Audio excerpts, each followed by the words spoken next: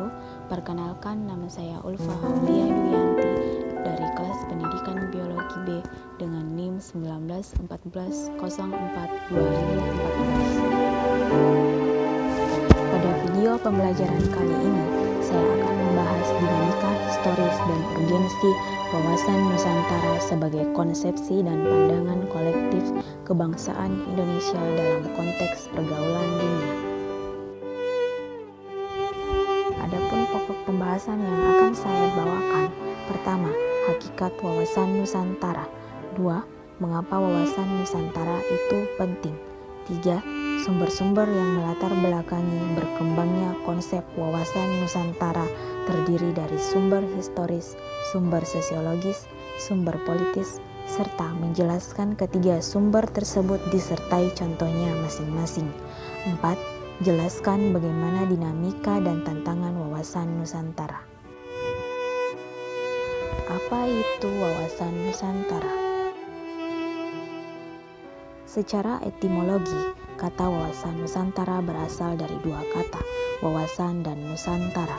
Wawasan dari kata wawas, bahasa Jawa yang artinya pandangan, sementara kata Nusantara merupakan gabungan kata Nusa yang artinya pulau atau kepulauan. Sedangkan dalam bahasa Latin, kata lusa berasal dari kata naesos yang dapat berarti semenanjung, bahkan suatu bangsa.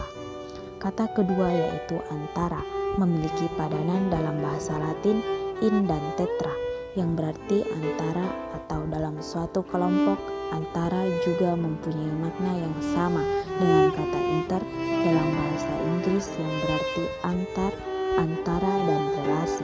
Sedangkan dalam bahasa Sanskerta, kata antara dapat diartikan sebagai laut.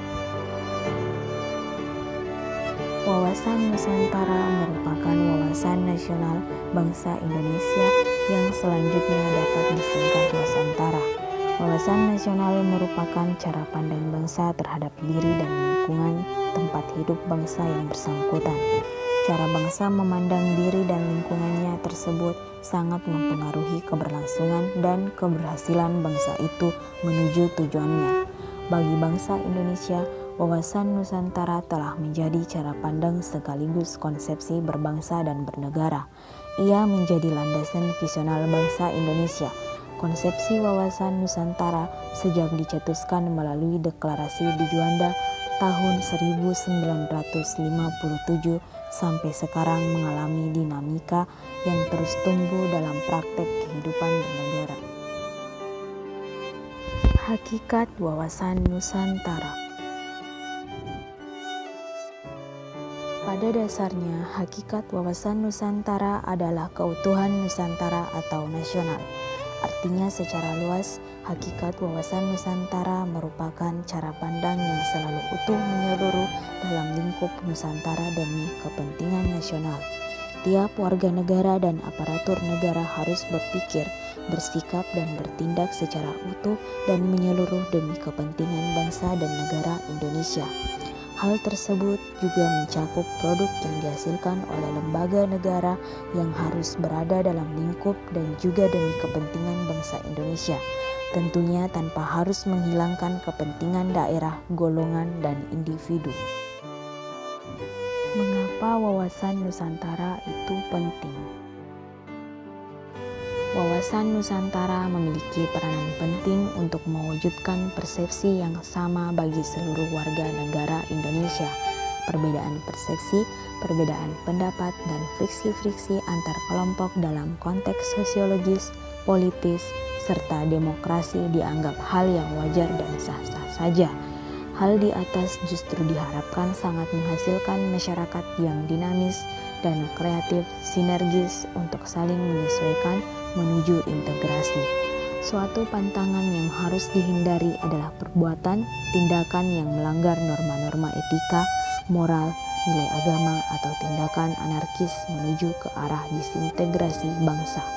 Namun demikian, wawasan normatif, wawasan yang disepakati bersama perlu dimengerti, dipahami, disosialisasikan bahwa Nusantara sebagai kesatuan, kewilayahan, kesatuan tidak dapat ditawar lagi, tidak dapat diganggu-gugat. sumber historis, sumber sosiologis, sumber politis yang melatar belakangi berkembangnya konsep wawasan Nusantara. Latar belakang historis wawasan Nusantara. Lahirnya konsepsi wawasan Nusantara bermula dari Perdana Menteri Insinyur Haji Juanda Kartawijaya yang pada tanggal 13 Desember 1957 mengeluarkan deklarasi yang selanjutnya dikenal sebagai Deklarasi Juanda.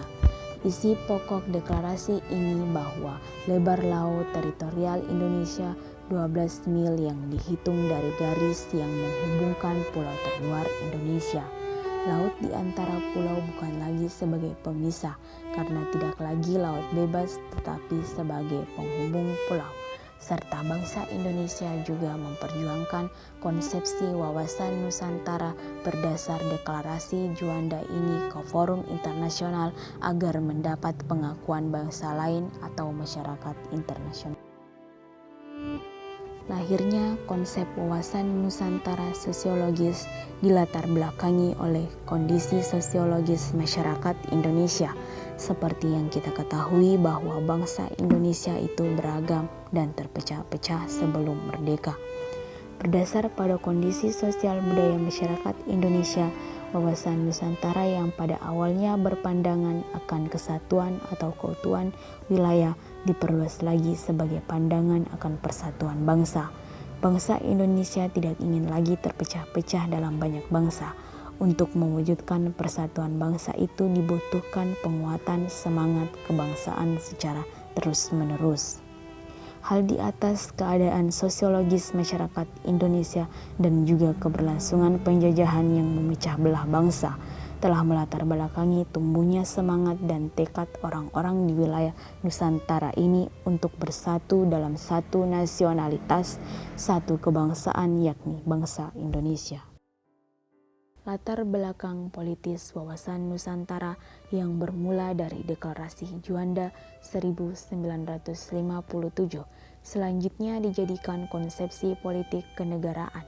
Rumusan wawasan Nusantara dimasukkan dalam naskah garis besar haluan negara GBHN sebagai hasil ketetapan MPR mulai tahun 1973, 1978, 1983, 1988, 1993, dan 1998. Setelah GBHN tidak berlaku disebabkan MPR tidak lagi diberi kewenangan menetapkan GBHN, konsepsi wawasan Nusantara dimasukkan pada rumusan Pasal 25A Undang-Undang Dasar Negara Republik Indonesia 1945 hasil perubahan keempat tahun 2002.